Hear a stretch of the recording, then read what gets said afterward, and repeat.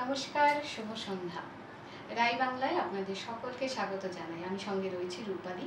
আর আপনারা দেখছেন জীবনরেখা super speciality হাসপাতাল ডিয়ার ডক্টর সহযোগী নিবেদক শ্রী ঢাকা জুয়েলার্স। আজ আমার সঙ্গে যিনি রয়েছেন একজন বিশিষ্ট ডক্টর রয়েছেন আমার সঙ্গে। তিনি ফিজিওথেরাপিস্ট এবং তার নাম আমি বলবো, অবশ্যই পরিচয় করে দেবো, কিন্তু তার আগে আমার দর্শক বন্ধুদের সাথে একটু কথা বলতে চাই। আমরা যে ভয়ঙ্কর একটা পরিস্থিতির মধ্যে দিয়ে যাচ্ছি, এই করোনার দ্বিতীয় ঢেউ, যেটা সামলাতে গিয়ে হয়তো সকলেই আমরা হিমশিম খেয়ে যাচ্ছি। সকলেই এমনভাবে বিধ্বস্ত হয়ে গেছি, এতটা একটা প্যানিক করছি যে কি হবে, কে বাঁচবো, কে মরবো, কোথায় গিয়ে কোন জায়গায় গিয়ে ঠেকবে, এই ব্যাপারটা মানে আমাদের দেওয়ালে পিঠ ঠেকে গেছে, এরকম একটা পরিস্থিতি। তো সেই পরিস্থিতির মধ্যেও কিন্তু আমরা আমাদের ডিয়ার ডক্টর নিয়ে হাজির হয়েছি। আজকে যে ডাক্তারবাবুকে আমরা সঙ্গে পেয়েছি, তাকে আমাদের খুব দরকার ছিল এই মুহূর্তে। কেননাটা আমি পরে বলছি, আগে পরিচয় পর্ব সেরে নেব। আর সেটা হচ্ছে যে ডক্টর উৎসব গুহ। নমস্কার জানাই ডিয়ার ডক্টরে। যদিও অনেক বয়সে ছোট, তবুও যেহেতু আজকে ওনাকে পেয়েছি আমাদের সঙ্গে, সেই ক্ষেত্রে বলবো যে যেটা আমি বলছিলাম, যে একটা বিশেষ কারণে আজকে ওনার এখানে আসা। তবে সেটা হচ্ছে করোনার এই মরশুমে, করোনার এই দ্বিতীয় ঢেউয়ে কি করে আমরা বাঁচতে পারি বাড়িতে বসে, কি আমাদের করণীয়। সব থেকে এফেক্টেড আমাদের লাং, এবং তার থেকে ফুসফুস, যাই হোক না কেন, হার্টের সমস্যা হোক না কেন, এই যে শ্বাসকষ্ট যে একটা ব্যাপার রয়েছে, যেটা অক্সিজেনের অভাব, ইতিমধ্যে আমরা পড়ে গেছি অক্সিজেনের অভাবে, অক্সিজেনের ঘাটতি বোধ করছি। এবং করোনার সব থেকে বড় সিমটম যেটা শ্বাসকষ্ট, যেটা মানুষ নিতে পারছে না। তো সেই শ্বাসকষ্টকে আমরা যদি খুব ভালোভাবে শ্বাস প্রশ্বাসকে বাড়াতে চাই, এবং নিজেদের মানে সহ্য শক্তি, ধৈর্য শক্তি, সমস্ত কিছু দিয়ে যদি আমাদের ব্রিদিং একটা এক্সারসাইজ আমরা শিখি বা আমাদের বন্ধুদের জানাই, আমার মনে হয় সকলের প্রাণ খুলে এই শ্বাসটা নিতে পারবে। আসলে আমি অনেকক্ষণ বললাম, এবার আপনি বলুন। নমস্কার সকলকে। সবার আগে বলি, করোনার দ্বিতীয় ঢেউ এসে পড়ার পরে সব থেকে বেশি সমস্যা যেটা নিয়ে গোটা ইন্ডিয়াতে শুরু হয়ে গেছে, অলরেডি ফেসবুক টুইটার ভরে গেছে যে we pray for India for oxygen supply. তো আজকে প্রথম কথাটাই বলছি ব্রিদিং এক্সারসাইজ। মানে আমরা ব্রিদিং এক্সারসাইজ অনেকভাবে করতে পারি, অনেকগুলো নিতে পারি, কিন্তু এই মুহূর্তে সব থেকে কার্যকর হলো দুটো। এক হলো পার্স স্লিপ ব্রিদিং, আর এক হলো ডায়াফ্রাগমেটিক ব্রিদিং। এবার পার্স স্লিপ ব্রিদিং কী করে করবো বা কী করে করা উচিত সেটা আমি নিশ্চয়ই সবাইকে বলবো। আর একইভাবে ডায়াফ্রাগমেটিক ব্রিদিংও, বিশেষ করে পার্স স্লিপ ব্রিদিংয়ের ক্ষেত্রে যেটা হয়, আমি আপনাদেরকে একটু পরে করে দেখাচ্ছি। পার্স স্লিপ ব্রিদিংয়ের ক্ষেত্রে আমাদেরকে নিঃশ্বাসটা যতটা সময় ধরে আমরা নিঃশ্বাসটা নেব, আমাদের হোল্ড করার পর ছাড়ার সময়টা তার অনেক বেশি হবে, এবং আমরা চেষ্টা করব আমাদের লাংসের যেটা টোটাল ক্যাপাসিটি সেটাকে ফুলফিল করার। কারণ আমাদের ভাইটাল ক্যাপাসিটিটা অনেকটা দরকার আমাদের লাংসের কতটা অক্সিজেন সাপ্লাই ধরে রাখার জন্য, বা আমাদের লাংস কতটা কাজ করছে একদম ভালো করে বোঝার জন্য। পার্স স্লিপ ব্রিদিংয়ের জন্য আমরা কী করব, প্রথমে আমি মাস্ক খুলে দেখাচ্ছি। সবার আগে যখন পার্স স্লিপ ব্রিদিং আমরা শুরু করছি, তখন আমাদেরকে প্রথমে নাক দিয়ে নিঃশ্বাসটা নিতে হবে, এবং আমরা চেষ্টা করব মুখ বন্ধ রেখে 1 to 2 সেকেন্ড। যখন আমরা ইনহেলেশনটা করব সেটা 1 to 2 সেকেন্ড হবে। নরমাল কি চেষ্টা করতে পারি? হ্যাঁ, একদম। আচ্ছা, একটা ডিপ নিঃশ্বাস আমি নিলাম, নিয়ে হোল্ড করব 4 to 5 সেকেন্ডস, জাস্ট 1 2 3 4 5। অ্যান্ড যখন আমি ছাড়বো, সেটা হবে পুরোপুরি ঠোঁটটাকে আমরা যেভাবে মোমবাতি নেভাই জন্মদিনে এরকম করে, সেইভাবে আস্তে আস্তে, মানে 2 সেকেন্ড যদি আমার ইনহেলেশন পিরিয়ড হয়, আমার সবসময় নিঃশ্বাস ছাড়ার সময়টা হবে 5 সেকেন্ড। তাহলে আমি যখন নিঃশ্বাসটা পুরোটা দেখাবো, তখন জিনিসটা আমার একটা এরকম হোল্ড,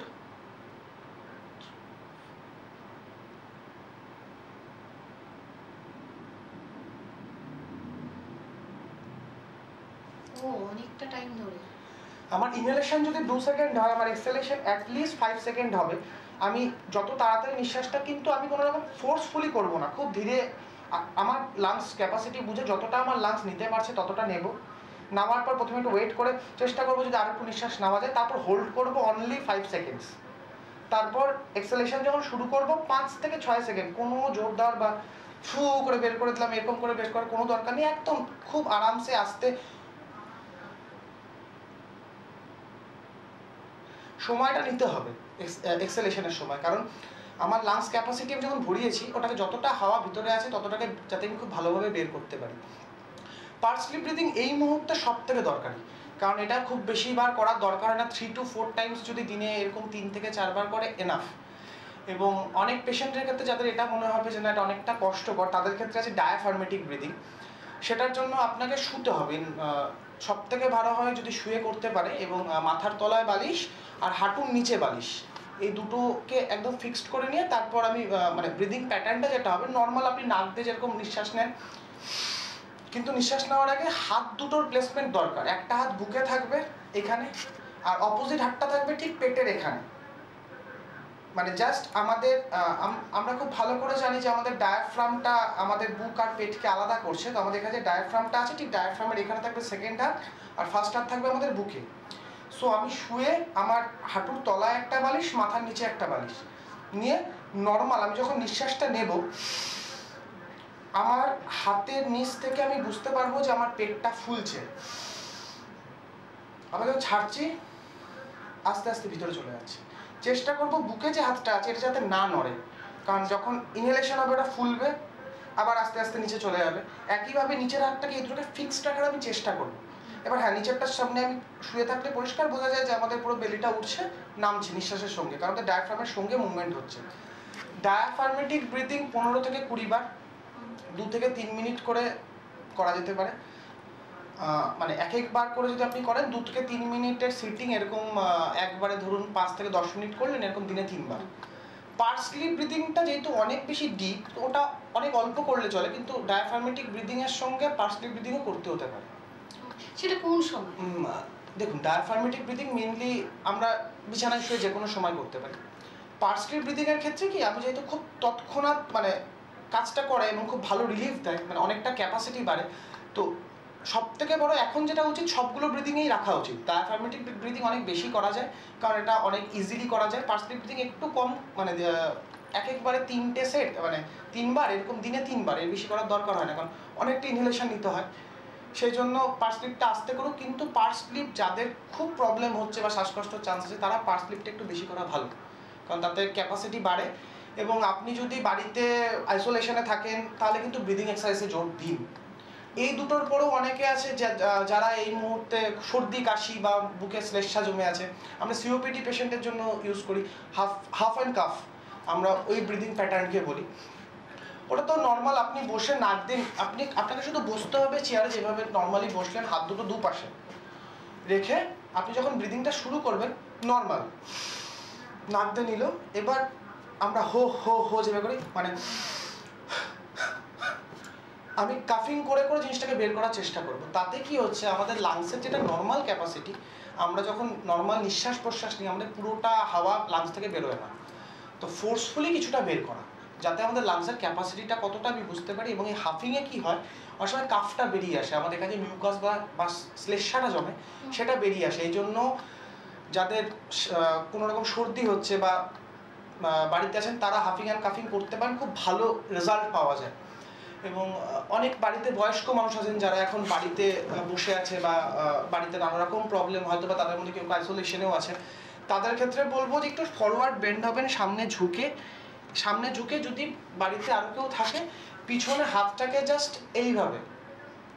এইভাবে নিয়ে জাস্ট কাবিং, এটাকে কাবিং বলে, জাস্ট নর্মালি নিয়ে দুটো লাংসের যে জায়গাটা আছে মানে আমাদের পিঠের দুপাশে পিছনে সামনে ঝুঁকিয়ে নিয়ে 2 থেকে 3 মিনিট, যখন বাঁদিকে হচ্ছে তখন বাঁদিকে 2 থেকে 3 মিনিট, যখন ডান দিকে হচ্ছে তখন ডান দিকে 2 থেকে 3 মিনিট। মানে বাঁদিক ডান দিক মানে বুঝলাম না, মানে আমাদের লাংস দুটো, লেফট লাং রাইট লাং, তো আমি যখন লেফট লাংয়ে করব তখন 2 to 3 মিনিটস লেফট লাংয়েই শুরু করব, তখন আমি ডান দিকে আসব। সেটা আলাদা করা কি করে সম্ভব? মানে দেখুন, আমাদের নরমালি আমাদের হার্ট এখানে একটা লাংস এখানে একটা লাংস, তো আমি যদি পিছন করে বসি এখানে আমাদের স্পাইনাল কর্ড, তো আমাদের মাঝখানে স্পাইনাল কর্ড যেহেতু ভাগ করে দিয়েছে, আমাদের দুদিকে পিঠ দুটো আলাদা, সো আমি যখন এদিকে করব তখন আমি এদিকে জাস্ট এইভাবে এইভাবে কাপিং করব। তো একটা সাইড একভাবে 2 থেকে 3 মিনিট করার পরে একটু রেস্ট নিয়ে একইভাবে অপোজিট সাইডে করব। এবং ওনাকে ঝুঁকে থাকতে হবে, তাই তো? সামনে ঝুঁকে নর্মাল যেরকম ব্রিদিং প্যাটার্ন চলে, নর্মাল নিঃশ্বাস চলে, সেইভাবে নিঃশ্বাস নেবে। আচ্ছা আচ্ছা। এবং আরেকটা জিনিস আছে, অনেকেই এর মধ্যে ওয়ার্কআউট করছেন, যারা ওয়ার্কআউট করছেন তাদের বলবো আপনারা ওয়ার্কআউট করার সময় জিম করছেন বা এক্সারসাইজ করছেন, ওখানেও কিন্তু ব্রিদিং প্যাটার্নটা খুব ইম্পর্টেন্ট জিনিস। আপনারা একটা জিনিস মনে রাখবেন, যখন ব্রিদিংটা শুরু করবেন, যখন আপনারা একটা এক্সারসাইজ করবেন বা কোনো একটা ভারী জিনিস তুলবেন ভাবছেন, আগে একটা নিঃশ্বাস নিলেন, যখন পুরো পুলটা করছেন তখন কিন্তু ছাড়বেন, যাতে আপনি ফুল ফোর্সটা পান আর আপনার ক্যাপাসিটিটা ঠিক থাকে। আমাদের বেশিরভাগ ক্ষেত্রেই যেটা হয়, আমাদের নিঃশ্বাসের প্রবলেম শুরু হয় হলে একটু দৌড়ালে আমরা হাঁপিয়ে যাই, তার কারণ একমাত্র আমাদের প্যাটার্ন ঠিক না রাখা। আমরা মুখ খুলে নিঃশ্বাসটা খুব বেশি নেই, মুখ খুলে নিঃশ্বাস যত পারবো অ্যাভয়েড করব। আচ্ছা, নিঃশ্বাসটা নাক দিয়ে নেব, এবং যদি খুব দরকার হয় মুখ দিয়ে নিঃশ্বাস ছাড়তে পারি বা এইভাবে নিঃশ্বাস নেব না, তাহলে আমাদের লাংস ক্যাপাসিটির সমস্যা হয়। তো মেনলি আমি আজকে যেহেতু করোনার মধ্যে আমি মেনলি ব্রিদিং এক্সারসাইজের উপরে জোর দিচ্ছি। আমি বারবার বলছি ডায়াফ্রাগমেটিক ব্রিদিং, মানে যেটা শুয়ে থেকে পায়ের তলায় এবং মাথার নিচে বালিশ দিয়ে, সেটা অনেক ইজি সবার জন্য, সেটা আপনারা বাড়িতে মানে ফলো করুন, আপনাদের জন্য খুব ভালো।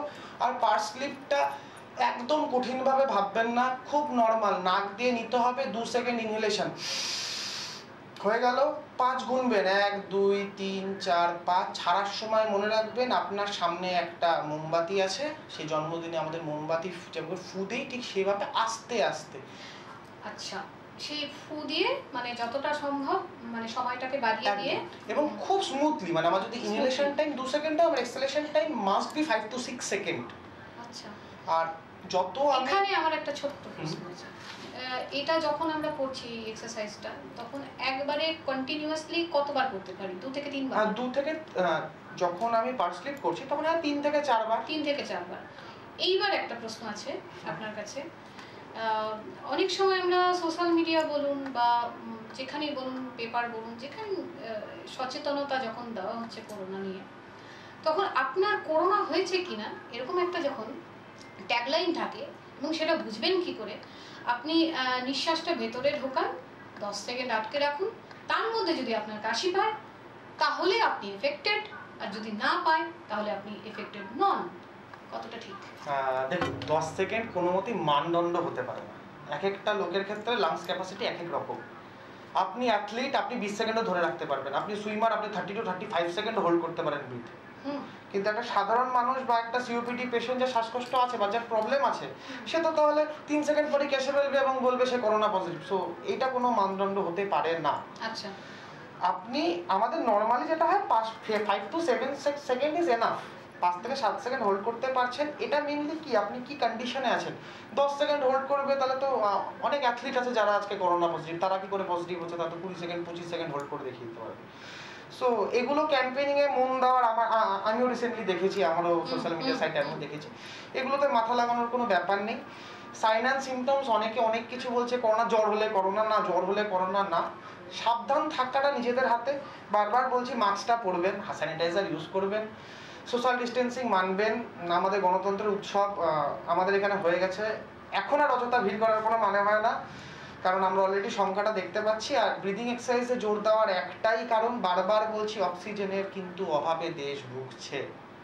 আপনি যখনই ব্রিদিং প্যাটার্ন ঠিক করছেন, তার মানে আপনি কি করছেন, আপনি নিঃশ্বাস কিন্তু আমরা সাধারণত নিঃশ্বাস প্রক্রিয়াকে আমি আরেকটু ভালো জায়গায় নিয়ে যাচ্ছি। এবং সবথেকে বড় কথা কি, আমরা যখন নরমাল নিঃশ্বাস নিই, আমরা তো বা মিনিটে 8 to 9 টাইমস বা 10 বার 15 বার করে অনেক তাড়াতাড়ি নেই। যখনই আমি প্যাটার্নে মেনটেন করবো, ওটা হয়তো বা কমে গিয়ে 5 কি 6 দাঁড়াবে।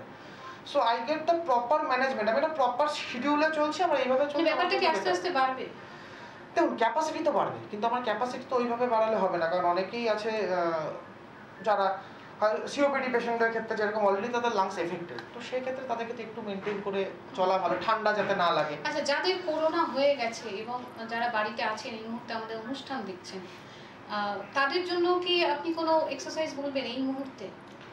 নরমাল, কারণ এখন যারা খুব বেশি ক্রিটিক্যাল তাদেরকে হাসপাতালে নিয়ে যাওয়া হচ্ছে, ঠিক আছে, এবং কিছু কিছু মানুষ যারা বাড়িতেই রয়েছেন, ভিটামিন সি এবং ভাব মানে যেসব যা যা করণীয় সেগুলো করছেন, তো তাদের জন্য এই মুহূর্তে আপনার সাজেশন কি?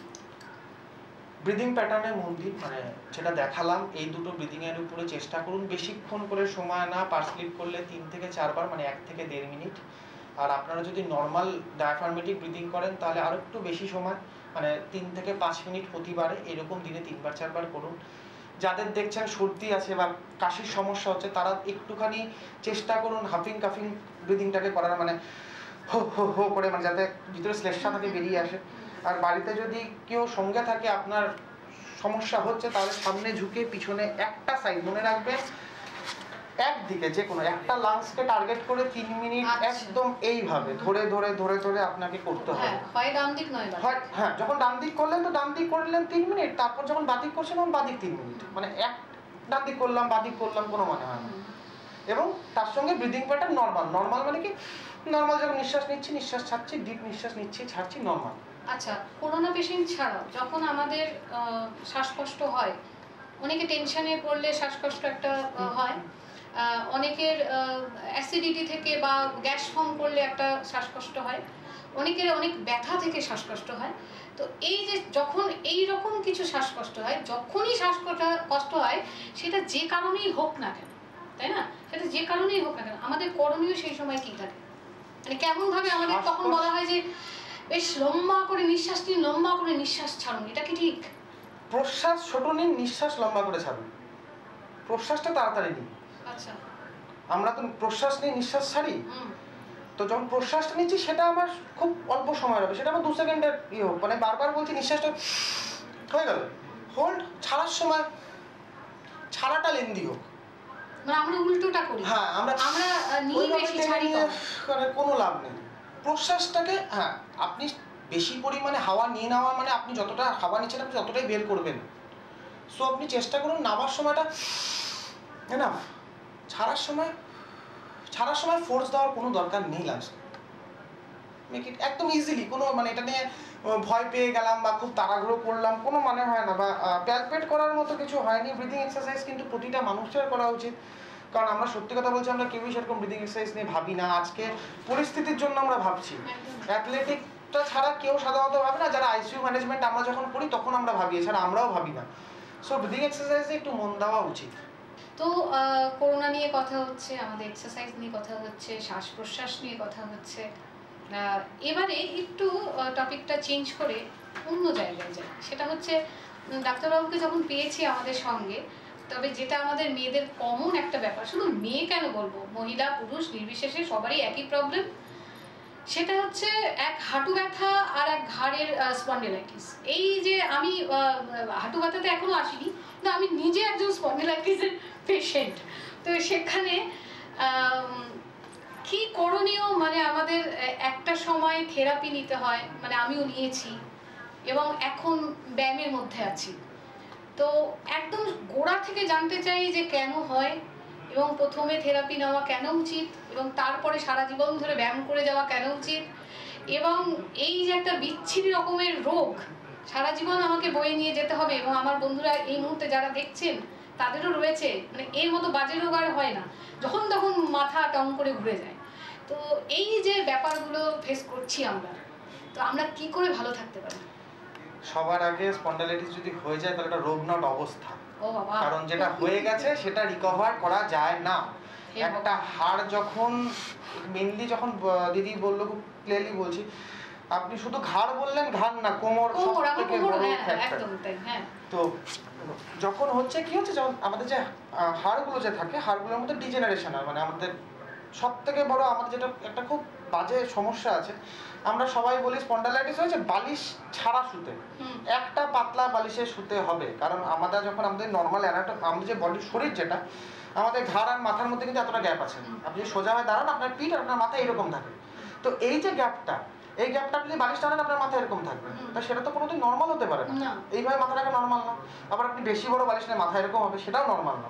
ফলে আমাকে মাথা এরকমই রাখতে হবে। কি খুশি হলাম আমি কথাটা তো শুনে। একটা বালিশ আপনাকে নিতেই হবে এবং সেটা চেষ্টা করবেন নর্মাল তুলো, মানে কার্পাস তুলো হোক, শিমুল তুলো হোক। ওই রেকনের বালিশ নেবেন না, মাথা ঘোরে আলটিমেটলি এবং ঠিক জায়গায় ফিক্স থাকে না। তো সেই জায়গাটা ফিক্স রাখার জন্য একটা তুলোর বালিশ, নরম তুলোর বালিশ, কিন্তু একটা বালিশ মাস্ট, এবং সেটা যাতে ঘাড় অবধি কভার করে, শুধু মাথায় রাখলে হবে না, যাতে আমাদের আমাকে আবার এটা বলুন ব্যথাটা কখনো ঘাড় কখনো কোমর, কেন এরকম করছে, মানে এরকম ভাবে যায় কেন? কখনো ঘাড় কখনো কোমরে প্রচন্ড পেন হচ্ছে। ঘাড় আর কোমর দুটো আলাদা সেগমেন্ট। আচ্ছা, ঠিক আছে, আমাদের যদি আপনি স্পাইন বলি তাহলে একটা কথা আছে, আমরা লর্ডোসিস বলি। লর্ডোসিস মানে যে কার্ভ যেটা আছে স্পাইনে, তো একমাত্র ওই লর্ডোসিসটা থাকে দুটো জায়গায়, একটা সার্ভাইকালে থাকে, একটা লাম্বারে থাকে, মানে এইরকম অ্যাঙ্গেল নিয়েছে, এখানেও নিয়েছে কোমরেও নিয়েছে, তো ওই দুটো জায়গাতে প্রবলেম বেশি হয়। এবার সার্ভাইকালের ক্ষেত্রে মেনলি ভারী জিনিস নেওয়া, ঘাড়ে মানে যারা হেভি ওয়েট মাথায় নেয় বা অনেক ক্ষেত্রে ভুলভাল ভার রাখা বা কন্টিনিউয়াসলি ঘাড়ের একটা সব থেকে বেশি প্রবলেম হলো যারা সারাদিন ল্যাপটপ কম্পিউটার নিয়ে বসে থাকে, তাদের ক্ষেত্রে সার্ভাইকাল স্পন্ডিলাইটিস খুব কমন, কারণ এটা রিজিড পশ্চারে থাকে। এবং সব থেকে যেটা বাজে জিনিস আমরা সবাই করি, আমরা ঠিকঠাক বসি না। চেষ্টা করবেন যারা অফিসে আছেন বা যারা অন্য কাজের মধ্যে, চেষ্টা করবেন কাঠের চেয়ারে বসতে, এবং কাঠের চেয়ারের পিছনটা যাতে স্ট্রেট ব্যাক হয়। প্রয়োজনে মিস্ত্রি ডেকে বলবেন পিছনে একটা প্লাই লাগিয়ে দিতে, যাতে ওই গ্যাপ না থাকে। এবং আপনি যখন বসছেন আপনি এইভাবে বসুন। ল্যাপটপ কম্পিউটারে কাজ করতে হলে চেষ্টা করবেন সেটাকে আপনার বুকের হাইটে রাখতে, যাতে আপনার চোখটা সমান থাকে। কারণ আপনি এইভাবে যদি করেন আপনার ঘাড় ব্যথা হবেই, খুব কমন জিনিস। আপনি আরেকবার বললেন যে ভার্টিগো মানে মাথা ঘুরছে। মাথা ঘোরাটা অনেক পরের স্টেজে আসে, মানে যদি সার্ভাইকাল স্পন্ডিলাইটিস, হ্যাঁ, যদি খুব বাজে রকম থাকে সেক্ষেত্রে ভার্টিগো আসে। এবং আমি বলছি ভার্টিগো কিউরেবল। ভার্টিগোকে এখন যদিও সব মেশিন দিয়ে কমায় না, এখন ফিজিওথেরাপি, সিরিয়াসলি বলছি, এখন ফিজিওথেরাপি মেশিন থেকে we depend on hand. We always say that we have a hand of A artist, so mind of A scientist. So আমাদের হাতটা মেন। চেষ্টা করবেন যারা মুলিগান বা ম্যানুয়াল থেরাপি যেগুলো হয় সেগুলো করে কিন্তু খুব ভালো। আমি বলছি, আমি ভার্টিগো 1 to 2 days ভার্টিগো কমে যায়। ভার্টিগোটা বড় জিনিস না, মাথা ঘোরানোটা থাকবে না। কিন্তু এবার আপনি যদি বলেন স্পন্ডালাইটিস কি কিউরেবল, না, কিউরেবল না। আমি আপনাকে একটা জায়গায় নিয়ে আসতে পারি, তারপর আপনাকে মেনটেন করতে হবে। সেই জায়গাটাই জানতে চাইছি, কোন জায়গায় থাকলে আমি ভালো থাকবো, মানে কি কি। যেহেতু ডিজেনারেটিভ চেঞ্জেস হয়, মানে আপনার একটা হাড় ক্ষয় হতে শুরু করেছে, বা অনেকে বলে স্পাইক হয়, অনেক সময় দেখা যায় কি শিঙের মতো বেরোয় হাড় থেকে, মানে সেটাকে ক্যালসিয়াম ডিপোজিশন হয়। এজের ক্ষেত্রে মেনলি স্পাইকগুলো বেশি দেখা যায়। তো সেক্ষেত্রে কি আমার হাড়টা নিজের মতো করে বাড়ছে, সেটাকে তো আমি চেঞ্জ করতে পারবো না। সো ওটাকে রেখে আমি আমার লাইফস্টাইল কীরকম মডিফিকেশন করছি। আমার সার্ভাইকালে প্রবলেম আছে জেনে আমি থেরাপি করলাম, আমার পেন কমে গেল, সে আমাকে কিছু এক্সারসাইজ শিখিয়ে দিল, আমি সেগুলো করলাম। আপনাকে তো লাইফ টাইম করতে হবে। কেন করতে হবে? ভালো থাকার জন্য। আপনি যদি ওগুলো ছেড়ে দেন, যেহেতু একবার ডিজেনারেশন শুরু হয়েছে, ও শরীর নিজে থেকে ডিজেনারেশনটা করতে পারে। সো যাতে আরও খারাপ না হয়, সেটাকে সেখানেই ধরে রাখা যায়, তার জন্য আপনাকে রেগুলার করে যেতে হবে এক্সারসাইজটা। আচ্ছা, এক দুটা বলা যায় কি? হ্যাঁ, বলা যায়। যেমন সার্ভাইকাল স্পন্ডিলাইটিসের ক্ষেত্রে যেটা বাড়িতে আপনারা সবটা সময় করতে পারেন, সেটা মেনলি হলো স্ট্যাটিক নেক এক্সারসাইজ বলে, খুব কমন। মানে আমরা এখান দিয়ে যদি একটা হাত রাখি, মনে রাখবেন আমরা এইভাবে রাখি, অনেকে এইভাবে রাখে। পজিশন মনে রাখবেন, হাতটা 90 থাকবে এই। সো আমি মাথাকে দিয়ে হাতটাকে ঠেলবো, হাতটাকে দিয়ে মাথাটাকে ঠেলবো, মানে সেম প্রেসার দুদিকে গেলে পরে আপনি ফিল করবেন এখান থেকে কিছু একটা নামছে।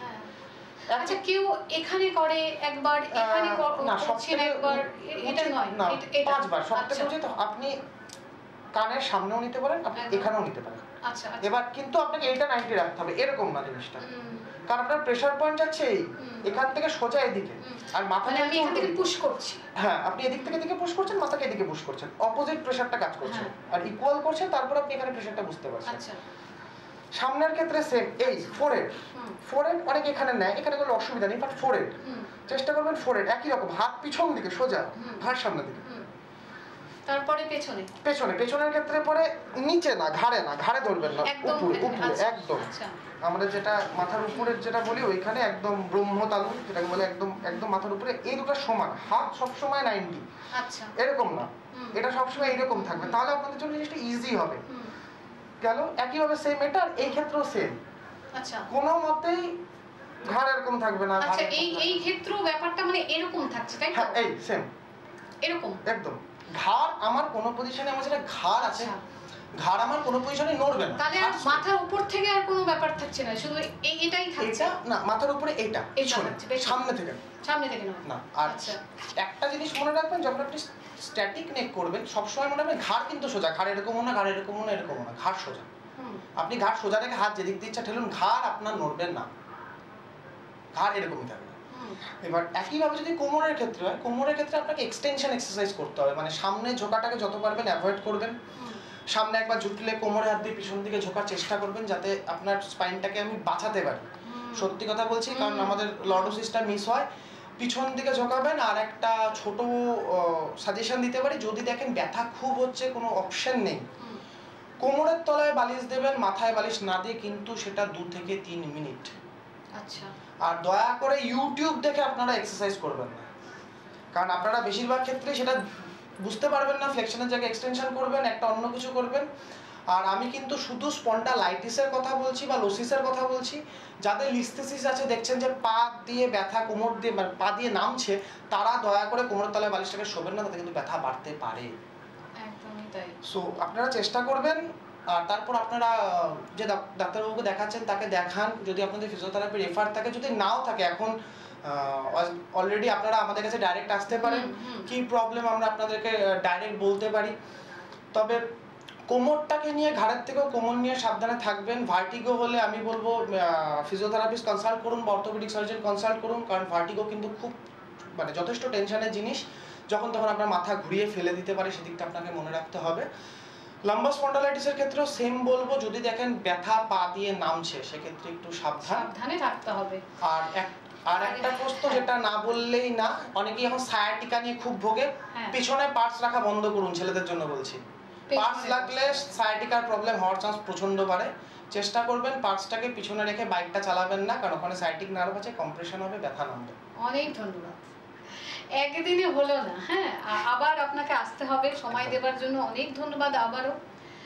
ডিয়ার ডক্টরের জন্য আপনি অনেক কিছু আমার বন্ধুদের জন্য আজকে বলে গেলেন, করে গেলেন। তো সেই জন্য বলবো আপনার কাছে উপকৃত রইলাম। খুব ভালো থাকবেন, আপনারাও খুব ভালো থাকবেন, সুস্থ থাকবেন, দেখতে থাকবেন রাই বাংলা। আজ এই পর্যন্তই, নমস্কার।